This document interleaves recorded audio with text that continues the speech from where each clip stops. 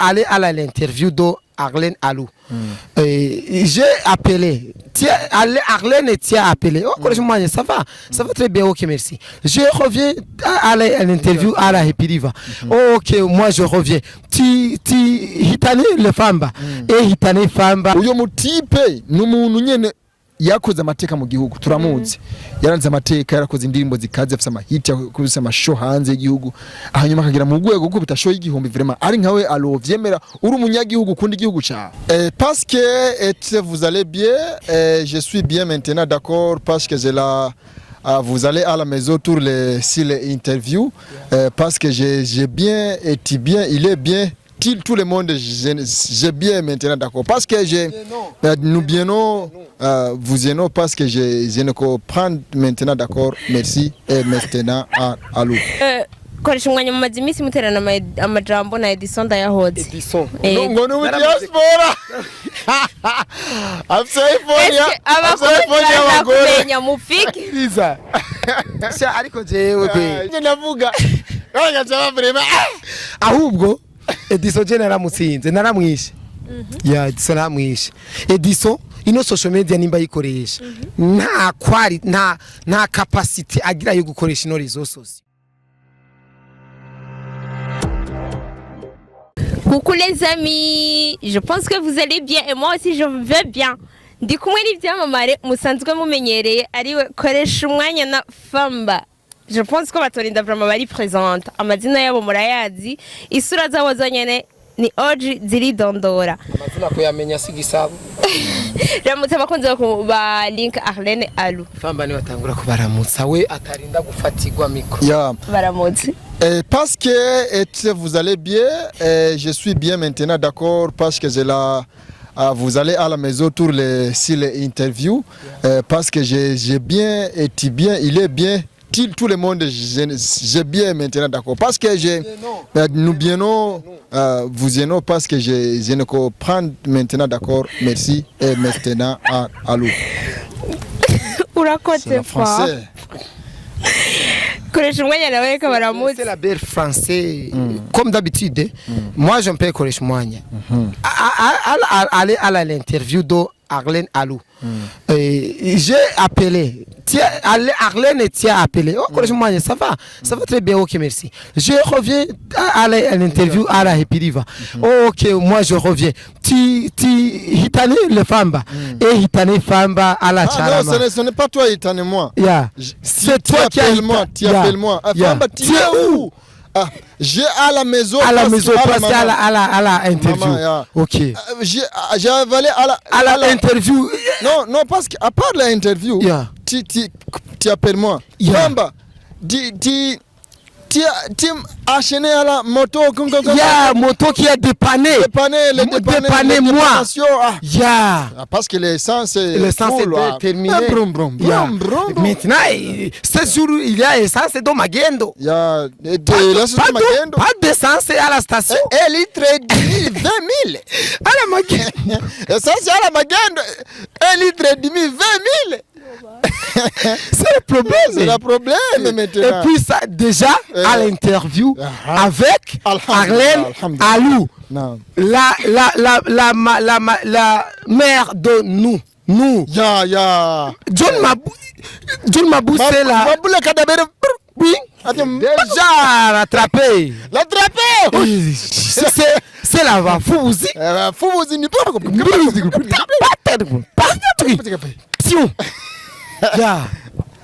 fini murakoze cyane kwidondora mwumvise imyidondoro y'abantuka iyo bahereye iyo bavuye utashije kubitahura je nabitahuye vraiment bisobanura yuko gifaransa cyacu gitahuritse kiratahuritse mari na vraiment ne bababeshe bon ndabashimiye cyane kubona mwaje premièrement ndashaka kubabaza utubazo ariko reka mbaza mwese iki kibazo kibagenga mwese kicambere ututoro ugitangura rero nta kibazo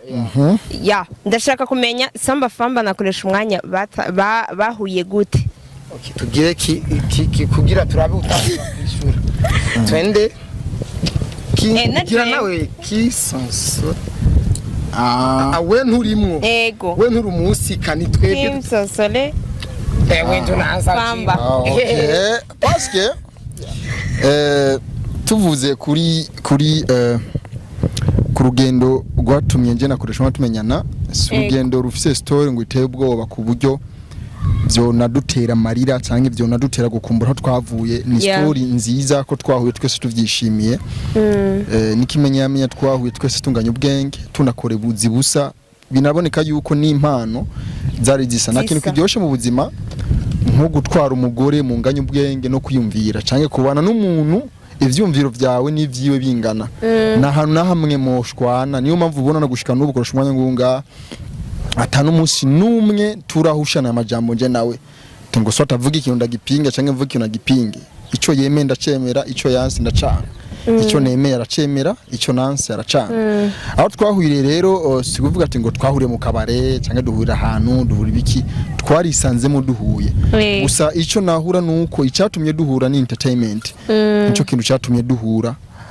Ariko ngo duvuze ngo twahuye muki, twahuye hehe, ni parce que sinoshobora kubidondagura ngo tubivemo, ariko twahujwe na entertainment kandi twahuje mu bushobozi bw'Imana. Imana niyo yavuze ati ibigugu ndabihuje ni iki gigugu ndagihuje ni iki, ibigugu ariko ibigugu iki kigugu ndagihuje ni iki kigugu gigenzi ciwe byo kora ibintu bizima cyane muri entertainment mu Burundi. Ari mu camake twahujwe na entertainment. Swati koresha umwanya wa bafise siguro yiwe, ariko iconzi cyo kuri jeyo twahujwe na entertainment. Bisanzwe ntaco abeshemo nuko nyene, gusa nuko yarigeze guposta ama video abiri kuri Facebook yiwe. Video ya mbere ikiganiro ca mbere ndamukoresheje ansesa kubuyi, urumva. Ikiganiro ca kabiri turi mu mishwano, ariko ya naje na kesi. None ubwo bwibwa ari bushushe, ubwo bwari bushushe bukebuke. Ya ariko sinapfuye. Kandi rero entertainment twitahura, ntumbaza ubuyi ngo wagwaye imisi ngahe byagenze gute, oya ntumbaza ibindi gusa menya ko yansheshe kubuyi. Mu nyuma turaja kucwana, turashwana ibintu nk'ivyo. Rero je na Famba burya turahuje ubwenge cyane. Burya je nari narabuze umuntu burya mu bagenzi jewe mfise cyangwa nigeze kugira, nta mugenzi je twigize tugiranira ubugenzi nk'ubwo je na Famba dufitaniye. Kandi ko nukuri vraiment imyaka yose maze kuri inose naragize abagenzi benshi, ariko ubugenzi bwa je na Famba je nagiye gusanga buri difference n'ubundi bugenzi bw'abandi bantu. Abagenzi banje benshi kera wasanga duhuje n'umupira, ari ugasanga mind si zimwe, urumva, ugasanga n'imbaga si zimwe. Je na Famba nuko je ndamusumvye uburebure gusa, n'imbaga ni zimwe, urumva. Urabona ntuze ubwanwa, urabona usanga ibintu byinshi mubihuje. Rero burya guhura n'umuntu ntabwo ari gihamana, oya haba hari impamvu muhuye n'uyo muntu, kuko urabona wewe uronse umuntu ameze nka Arlene Alu ari muri iyo domaine yawe, kwa kundi nyene arinda ibitutsi, wa wundi nyene anaprovoke ibitutsi, wa muntu nyene uposting uvuga nabi akakugira na commentaire, uyo muntu murakundana kandi mugakundana cyane vraiment. Murumvise ikintu c'abahuje, umva Imana yaravuze ati ikigugu gihure n'ikindi. Ivyo rero navyo vyarabaye, ariwo Famba kugira bitakugora iyo Samba nibarivuga cyane cugwa ko Famba nakoresha umwanya, niyo mpamvu Samba utajigninitu birabagora ubu bari kumwe. Merci. Ariko ndashaka kubaza akabazo Famba. Koresha umwanya ahora avuga ngo iyo atari muhira ngo ni wowe uhora umugore wiwe, ni wowe uhora usigarana umugore wiwe just. None eske nivyo canye? Nivyo. Iyo koresha umwanya adahari nuko kenshi iyo koresha umwanya adahari cyangwa iyo nahari tuba turi kumwe. Tuba turi mu mavoyage, turi mu voyage cyane, turonka voyage nyinshi cyane. Nka za ruguru Kongo wapi na voyage cyane mu ncamake. Cyo ni kintu byanyu ngo murajayo hajya. So iyo rero twe ubugenzi bwacu bwe tubushinge neza, buhagarare hamwe, naho twopfa hazogome handikwa n'ibitavuga ati harabaye abagenzi. Twari cyahantu hamwe turavugana ati koresha umwanya. Umugore wawe uramukunda, nanje umugore wanjye ndamukunda, natwe turakundana. Dushaka nitwapfa icyo tuzosigaza ku isi kizogume mu muryango gusa. Koresha umwanya bavuga ati njewe rero umunsi nzopfa nshaka ninapfa ari wo uzoguma n'umugore wanje. Nanje ndavuga nanje rero nshaka umunsi nzopfa ari wo uzoguma n'umugore wiwanje. Nuzopfa upfuye koresha umwanya azocagira abagore babiri. njewe mpfuye Eh. koresha umwanya umugore azoguma ari umugore wiwe ariko n'umugore wanje azoba n'umugore wiwe kandi aza umva wabaye umugore wa kabiri ni nko koresha umwana wapfuye nta wundi muhungu yokwenena ku mugore we njewe mpari ntibishoboka umuryango ugume hajya nyene tugume turisikira mu muryango nuko bavuga ati ngo koresha umwanya adahari ngo nje ndarahajya nivyo kenshi koresha umwanya adahari yaranterefona akambwira no munsi ndaduga ruguru nje nyene ucigenda kurarayo ya canja kurara ntibimaze kuba inshuro nyinshi ya ni inshuro indwi gusa kubera gupfa kutaraba naco dukora ngoma nice umugore akaryama gahona nje ndiko namuranga vati ni mari umugenzi hana numwe yokurako akajya ngakubise gato uracunga gusa ndashunga gusa ucungisha amazi ariko harageraho nyene ngavuga ati ndamupepe imibu ya naraye kwa famba ndagira imibu ndasiripe kandi kugira twizerane ko amasezerano yacu ni maka dupfuye ariko tuzorira n'abagore banacashira video call ngaho gushika mu gitondo ndiko ndabivyarimo nuko tubaye okay reka mbaze koresha umwanya nawe koresha umwanya byaravuzwe mu minsi heze ko wafunzwe ariko abantu benshi babifashe nk'ibihuha abandi bayifata yuko ari ivyo ariko nta muntu gushikisa aramenya yuko bijya bintu ari ivyo nuko atari ivyo woha umuco abantu ati ibi bintu byari bimeze gute alu jewe je ndumunya entertainer urumva mu bisanzwe umuntu azobona ikintu canje ku mbuga ndamubwiza ukuri ntazocizera 100%, ntazoze ngaho atunturagire nagirene ibi ndabivuze n'umuryango wanje na mama wanje akunda kwa mantelefona byagenze ukuoya ahubwo rondera inzira zose famba n'umugenzi wanje umugore wanje nimero zawe ziraha baba banyigereye babaze ati bimeze gute murihe ariko apana gusoma ikintu ngo igisomo wasomye kuri Facebook ucuja ngaho utangwe kwibajina ibintu utangwe kuja kwandika nawe ivyo wandika ivyo ni vya bindi babamenyesha makuru ba fake bamwe bihita bamenyesha makuru atarabamenyesha makuru aja gusoma ibintu kwa naka atabajije akacaja gupostinga tureke tubwize ukuri abantu badukurikirana ko imbuga ari imbuga ego hari ibintu ushobora gupostinga nk'ibintu umuntu yaguhaye ati ibi bintu postingira ni publicité y'ibintu byanje meme natwe turashobora kubiposta tutazi ukuri neza ku ivyo bintu yego yaguhaye gusa inota ati shira ku ivyo bintu urumva rero badutahure jewe gufungwa nukuri ahasi no kwisigura ngo nafunze ko cyambazwa nafunzwe kubera iki navuye yo gute je uyo mwanya re ntawo ngira gusa nuko uzobona nimba wundi munsi nashikwe n'ikintu canke ari ikintu naguze canke ari nagize iki azobaza abanyigire ati eske bijya bintu nivyo kuko naja kazombaza jeje nye n'ubwanje nzofise ubasha bwo kumubesha ya kuko je ndi njyajya urumva je ndi njyajya urumva kandi yalu nivyo famba ibi rezo sosio mubawone mutu bari muteko minote ngo yafunzwe funenda menshi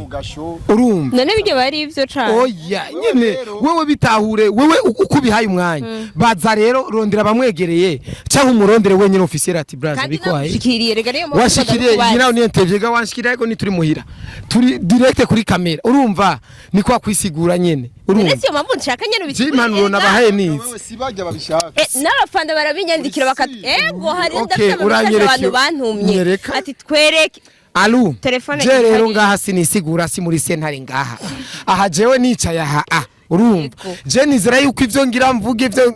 ukungene umva abadukurikirana twebwe n'abantu badukunda badutahura so umuntu urinda gukreya ngo please ndagusavye ngo nkurikirane ngo byagenze ukunuku rero urinde kwisigura no twe n'abantu bazati twebwe twaje gukurikirana ibi bigugu twe turabafana bibi bigugu kabisa urumva ariko mwumviriza amajambo adusohokamwo murabe n'uburyo tubayemo muri iki gisagara ca Bujumbura buryo iki gisagara kiragoye kubamwo tro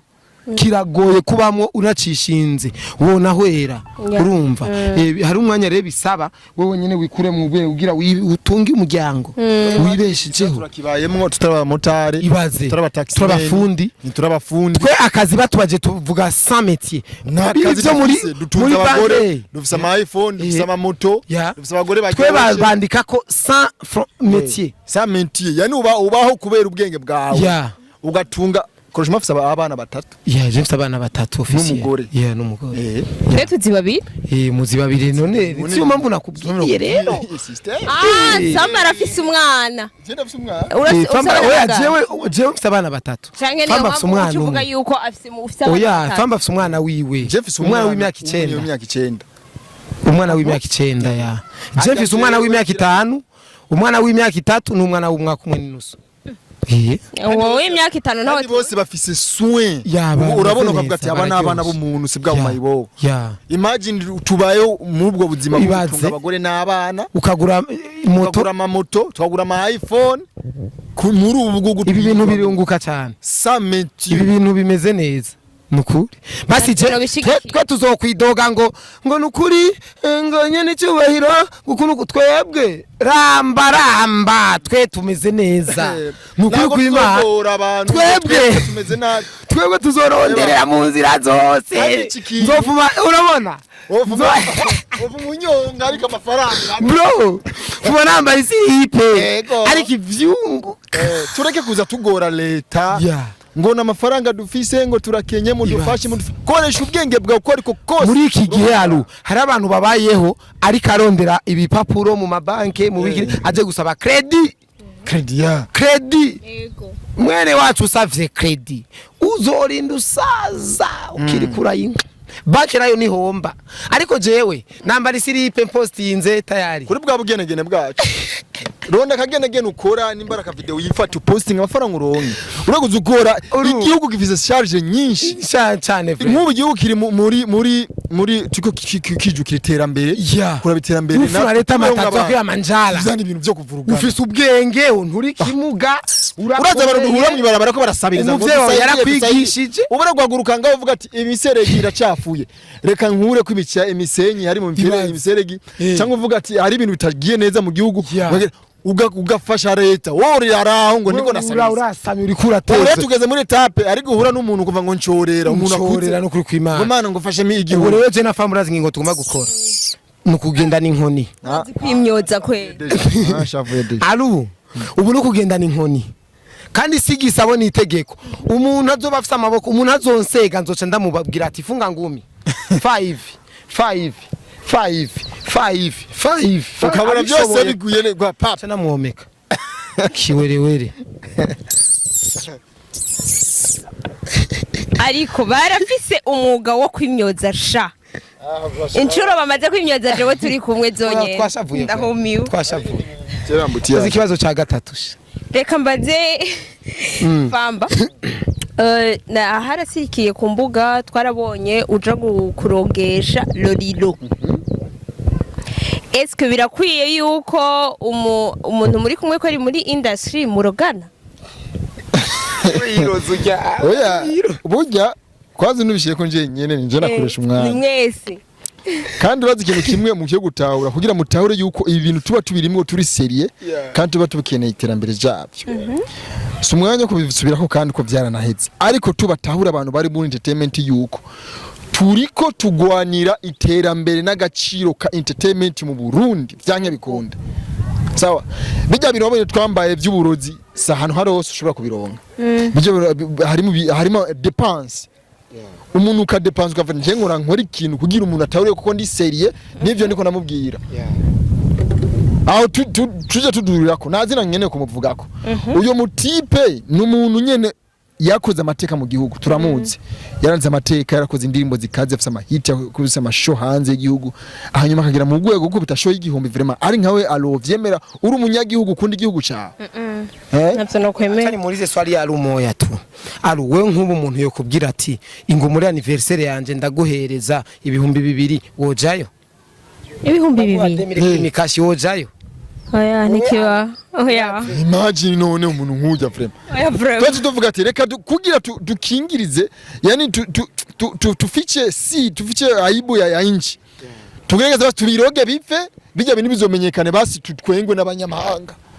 muno twamuruze tuvuga ati shoni yahomvye bazi umvise turakoresha n'imiti ya ru shoni yahomvye byaraba koresha imiti none byanse imiti imiti nk'ibintu by'imbuga twe turakoresha ni nkuko alu nk'ubu hariyo show igiye kuba mu kwezi kw'indwi itagize 5 ya Rayvan aza ngaha afishe yasohotse ukasanga hari udupeti bashize kuri afishe tutubono tutaza ari umupeti nabonye yitwa pasology kama ni kosology kosology ndayifishe kosology kama ni dojology ari umupeti yitwa achilium kama ni achilium ego ntabwo babonye kuri afishe aburabaza abapeti babiri umusani nkunja akomeye muri Afrika ukaje akigwa n'ibibono nkabijya none aho nani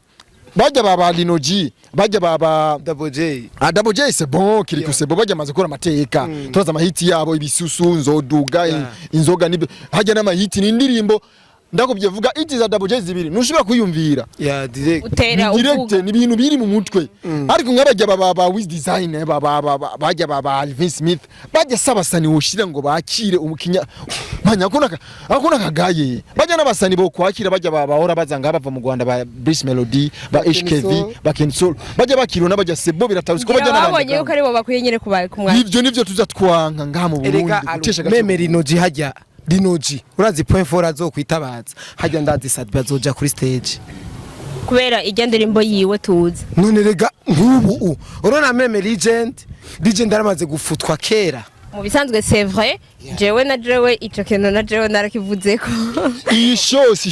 show ntoya cyane Rayvan si umusani muto Rayvan ni umusani munini cyane man nk'ubu Rayvan ahari Tanzania nukuri kwimana kurahiye mu Burundi baza basani bane gusa Lolilo Fizo Satbi Natasha ego muri Tanzania basani bazi ngaha mu Burundi acava hajya aze ngaha bari kwakira Rayvan acabona abone burya bubono birirwa mu bubare man nyeke nakamara maza none darasani yaje ngaha akigwa n'abasani bo ngaha acagenda acavuga ati ngo niko Burundi ngo nimepokelewa na wasanii ambao wanaanza muziki huyo ni Bface urumva yari Bface nandi gabasha kwa Bface kama wanaanza game ngo nimepokelewa na wasanii wanaanza game yabonye yuko abantu bamwakiriye barababono gusa n'abantu nta uzomuha ari umusani twoshira ni nkuko aho gushira bajya ba Chilium bajya ba Potion kama niko philosophie sinagas philosophie uzo kora bafishe neza abapeti babiri bari ko tazi ni bahehe amigo vya apeti barajibandika eko sinarizi ko biri bajya bajya urazingi system bakoze DJ Fanny so rwanje so ni bazo bafise malari akavuga Fanny chukua 200 untie kuna mimi nchomeke mu yofi ugasanga ariko ni mpeti kana saidia usanga ni kuna nubwo n'uburofu aho gushira bajya nukuri kw'Imana yari gufa bashira ko Bauden agashira ko basu njagira ngo skripa birasi urabona mu bono avuga skripa ujya uri uhara urabona ivyo bintu ukungene basi yari kubigenza abo bapeti hari abapeti ugomba gufasha urazi ikintu bakorera ntubashira kuri afishe no urababwira gusa bazoze guperforming imagine alu imagine Linoji no musani muto cyane tuvugisha ukuri naho aragera nararenga ngaha mu Burundi c'est vrai ave ngaha agene muri Tanzania ahure na Dogo Janja change ahure na Zuchu president ambire Zuchu mimi ni msanii wa Burundi Zuchu ambira wewe uko msanii wa Burundi Zuchu tujamutukenga chono mimi simjui acha kurija afishi ngo rabana nakubise shona Rayvan nubona ko Zuchu agare Rayvan avuga Rayvan man unampiga shona wapeti nubona ko ariko tuko tucira gaciro ibindi yuko nje ndazi neza Rayvan akazoza ngaha gasanga burya buhungu bw'urumogi burya buhungu bw'uburandero nukura azotugaya rega ikindi kintu wabona ico kintu famba ariko aravuga azotugaya bien nico kandi ikintu kimwe bakwiye gutahura burya show hariho impemu kana kutegerezwa kugira uduge kuri stage si n'importe stage uwe musana utegerezwa kurirako hari imyaka bigufata hari igihe bimanza meme sivyo gusa by'amashow no muzima busanzwe wowe imeza ya papa warirako hari imyaka bigusaba kugira uyicareko kugira usangire n'abavyeyi hari imyaka bigusaba urumva kuko ukazona muri show umusani yakoze hit imwe zibiri ngo yakiye umusani kanaka no aha mu Burundi turacafise Fizo turacamukeneye Sadbi turacamukeneye nubwo yo mari imyaka ibiri Natasha turacamukeneye Lolilo turacamukeneye urumva show yose izoba nga mu Burundi ari umunyamahanga vuyaje atemwe abantu Fizo afubasha bo kumara isaha yose kuri stage kandi indirimbo ziwe gusa Sadbi ni isaha yo nayirenza ikari indirimbo ziwe gusa arivyo bakoze Lolilo yokesha Lolilo hama rero yo mara isaha kuri stage Dramati yo mara isaha kuri stage ukaja kuri stage haje umuntu afite indirimbo nyinshi ni Double J nakiriku nahone collaboration Double J yavuye kuri stage kiriku ni wa mwakira umva bajya ingene bo bigirira banengizana emo kuko uyamara iminota 5 nka kiriku ibwana yiririmbiye yarampaye Rimbango kama ibisusu niye baba wiri umva hari amaririmbo nka korabo zine atuza guca muhamagara bagaca bazisangira nawe akaca bandenza ko agaca manuka rero naba baririmbyi vraiment jewe ni haragera urabona n'abajama bose n'abajama kandi nanzigire mu kazoshiramo inzigo Rayvanny ntabwo ari umuririmbyi mutoyi guys ntabwo ari umuririmbyi mutoyi ariko rero umuntu wese aharavuga ati mina Jiamini nakoma urumva ni nkuko najewe urabona ndo umupromoter China kubwije ukuri ndo umupromoter sivyo ariko hariho etape kanaka je novuga ati hapana ibado none uje onzanira daju ngo wende umufanyishe interview hariho etape ariko mukwiyemeza mu bafana banje mimi naweza mimi nda 5 na hivi urumva urajugumira urabona ku mikropo tangura kuvuga ubureve alu twakwanye tugiye zibi gusa kimwe cyo batawure yuko bareke kudisha agaciro mu Burundi bajya basani bari kuri affiche na etape nimwe baragera baragera bose naba reka dufate ikintu kimwe basi nkubu dufate nimba tuvuze ivyo babasani baravyuzi bavuze ati na Rayvanny kure ngosyo wa hatari ni munje umuntu amufa wa hatari ninga tabiziko Rayvanny ari umuntu wa hatari vuga basani batanu bo muri Tanzania Rayvanny mu gumu buramo ntiyo buramo ariko abatanzania ngene baba brandinga nguza gusanga ngo afisi ibi ariko ingene babi branding rero bakigira yuko ngo barakomeye cyane arivyo kandi ivyo bintu attention birashobora kuba bihari ariko nimba abo iyo population yaramenye ingene ba branding bagakomera natwebwe ni mu urondera inzira mutwigisha kuko abasani nibo bigisha izo lawama zote ndazita kuri DJ Fanny DJ Fanny nubu mugiye ukambwira DJ Fanny nami niko muimbaji chikwa yisampile ntiane niko acha gushirako none show irimo abantu 10 kuri affiche 10 personnes bari gufuma bashira ko twebwe nikorana bashira ko batwebwe turafite indirimbo yitwa Mimba turafise ubunure ni hit turazwi abo basani dufate reka ariko ni dusavye tuje mu giteramo sivyo oya ntitubisavye ariko reka ndakwereke etape abo abasani bazokwakira Rayvanny barazwi mu gihugu bafite n'amaririmbo ari hit natwe turazwi mu gihugu dufite amaririmbo okay nacho reka tubandanye ariko antuka kumva barumvise icyumva ni cyumva ikibona nikibona koresha umwanya mu mazimisi muterana amajambo na Edison yahoze ngo no diaspora abakubenya mufiki biza sha ariko jewe kwe navuga abanyaza vrema ahubwo Edison naramutsinze naramwishe ya Edison naramwishe Edison ino social media nimba yikoresha nta kwari nta capacity agira yo gukoresha ino rezo socio Edison umuvuze araba yumviza ko amuvuze nabi umuvuze nabaca kwanka muca mwankana umu entertainer ukuri umuntu azi gukoresha imbuga akuvyaza umusaro muri bijya wavuze uranze ibintu biri twiba tuvuga mu gihugu cyose cy'u Burundi nabantu bavugwa nabi nkana twebwe urumva Edison rero urayishika ko alu Edison jewe nari umwana ariko aho bigeze nagiye gusanga hari ibintu byinshi none amwigisha bijanye n'izi mbuga kandi ndahejeje mwavyumvisa abo mwakumvisa ako kanyuma ariko kaje Edison banje Edison namwanyira iyo twebwe dukoze nk'ubu dusohoye indirimbo dusohoye ibintu nyene by'akamaro dushatse gusohoye indirimbo turatangura twayikora promotion turashobora gutangura promotion y'indirimbo tutaraje no muri studio nuko tutumereye ugasanga iyo dusohoye indirimbo cyangwa iyo sohoye filme n'ibindi bitandukanye Edison na kimahura posting ariko nkihenda nkaja mwiwese nkifotora inyuri hejuru yo ebana cyashira uno menyesha makuru ada supporting ibintu biteza imbere igihugu a supporting ibintu by'uburofa gusa ivyo nyene ya Gasore yarabimubwiye ari mutwe na Gasore no ko bageze gushana Gasore ati bro ndeke nkora ibyiza nubiposti umupangayi kandi nani inyumba 10 nyumba 10 ntacu urigera uvugako uno munsi ngo yagiye toka koma ko maziki urumva nuko meze Ediso frère ati ndafise je nari umwana kuri Ediso ariko aho bigeze ndabona neza yuko Ediso je nshobora kumwigisha kamwereka inzira y'iboro n'umwana reka ndakwereke alu urone entertainment kintu kishusha ni ya yindi attaque kuri attaque z'ubwenge nta utazi jewe ego nta utazi beef ya jewe na Demana ukungene yari imeze jewe ndamuponda na wamponda abantu rero nibo bumviriza ati uyu atusiguriye ibiki ibi birumvikana baca bumvino nibi birumvikana abafana bakabura aho wasumbije uwundi bakabura usumvye uwundi amajambo aremereye ariko jewe Ediso naramusheze analyse yose ndamusigurira ibintu urazi uguhabuka yagize yaciye afata ka video urona iPhone gusa masa 3 acagira uko anwa kaji panique je ni panique mu bisanzwe urubuga by'ukungene namugira meme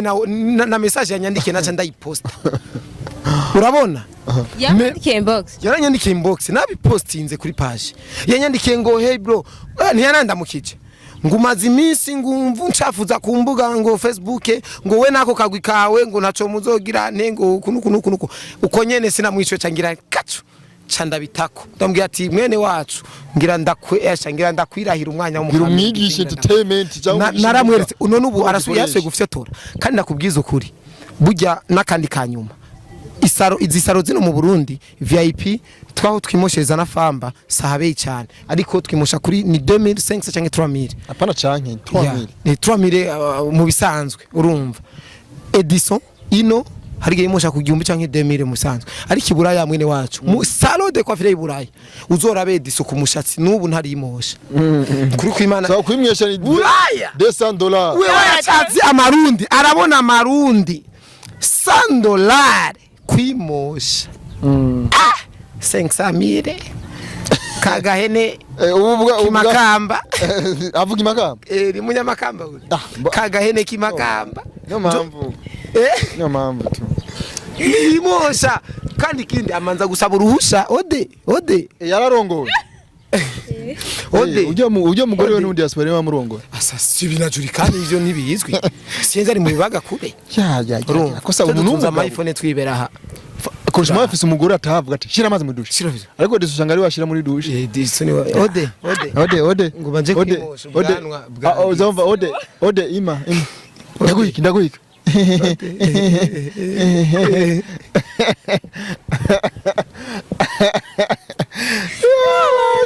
tubabarire basedi baguye umwana ava kwishura abwira papa kandambiri paraba zatobotse ibike paraba yagize man ubwo bubwa man no vraiment byo dépenses zose zibuzita ku mugore nana gaciro umugore ago reka tubabarire tubugire ikigogo tumugeze abo bazi indirimbo ugerageze kwataka bon oya ahubwo jenje namusengeye acaragira mariage indirimbo ubunure iri bon na twarabonye iri kuri channel ya Famba audio nimba zose ziri kuri channel yanje oya ubunure tugende bukebuke ubunure iri kuri channel yawo audio video kwa Wasawa TV voilà video iri kwa Wasawa TV kubera iki iri kuri kwa Wasawa TV si projet ni vyunguka yarazanye ivyunguka ni nkuko video ya Mpimba utashobora kuyibona kuri channel yako uzoyibona wanje cyangwa kwa Famba uzobona kuri wundi vyunguka kuko twe ni turabaririmbyi rega twe twereka abantu ko dushoboye bagacha bashiraho mitahe bagatwara projet okay umva muciye mucishirira hamwe kuko ni Mpimba nagenda kibaba ni nyinshi niyo nyene niyindi tuzosohora ega turi mu muziki gusa impamvu ndazo urashobora kwibaza impamvu ki none indirimbo ubunure na Mpimba audio zagiye iwanje gusa zitagiye gukoresha umwanya nico kintu ushobora swati kwibaza twage nabandi impamvu nuko njewe koresha umwanya ubu na YouTube channel office ako ndafise channel ifise aba subscribers 7k.com iri mu mawika so nje mfise channel ishobora gukurikiranwa kurutwa kwanza koshona ni afise ubu jubu ntayo office nitwosora indirimbo tukacha tugihe umuntu ayipost kandi ndayifise channel c'est bon. Okay, ngira inspiration y'indirimbo mpimba yavuye. Ivyo twatanguriye ko vyose ivyo twatanguriye ko byo kwambarika isiripe difotoza Inspiration zose ni inspiration zo kumutuka Ediso byose ni mpimba kuko byose dukora abantu bose birabya bavuga ati mwabonye ifoto yanje nakoshima tupostize cyumva muri bihungu ko muzosanga yoregesha ngo muzomusangayo babafunge nizo meza zo kuma ntozibona cyane rero yumvise neza hari ijambo rivuga ati mutwifuriza mpimba mwitwifuriza gufungwa muri rwa muraponda ngo duposte ubujinga kabanyishari na karimi regasi umubugari imagine ariko ivyacu bigatera imbere muraba imoto iPhone n'umugora aryoshe kabanyishari na karimi regasi umubugari Utazi iyo ndirimbo guys ndayibatubiri birabasha ubwo si iyo ndirimbo ndayikunda nanje n'indirimbo ifite amajambo udatahuye ni utahuye iratahuritse kandi mu indirimbo gato yibazi ugwa ngunyanga mbegu zoruja naye konguma mvyibuhawo ndakandari wo mvugawe ugwa ngunyanga mbegu zoruja naye konguma mvyibuhawo ndakandari wo mvugawe kabanyishari na karimi eregasiwe mu bugari kabanyishari na karimi Eregasi wirigura vuga ngo bamfunge wa mugore we erega naje kwisikuma mvu sikubwa wewe wirigura vuga ngo bamfunge wa mukobwa we erega naje kwisikuma mvu sikubwa wewe gabanyishari na karimi gasingi waye eregasi umugari gabanyishari na karimi refretende udekona uvyo ngatumuja nahe udekona uvyo ngatumuja nahe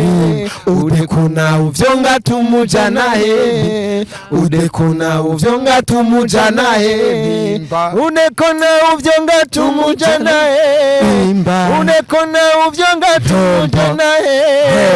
udekona uvyo ngatumuja nahe udekona uvyo ngatumuja nae hatulizishi sisi tunakomesha njoo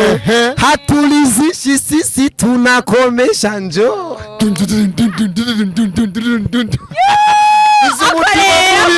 n'inkono y'umupfumu hatulizishi tunakomesha navya urazisigura amajambo agoye muri ico gitero kubembereza asa hatulizishi sisi tunakomesha njoo navyo urabona bebe merizika sawa umenani wa umemaliza ndio no komesha nuguhana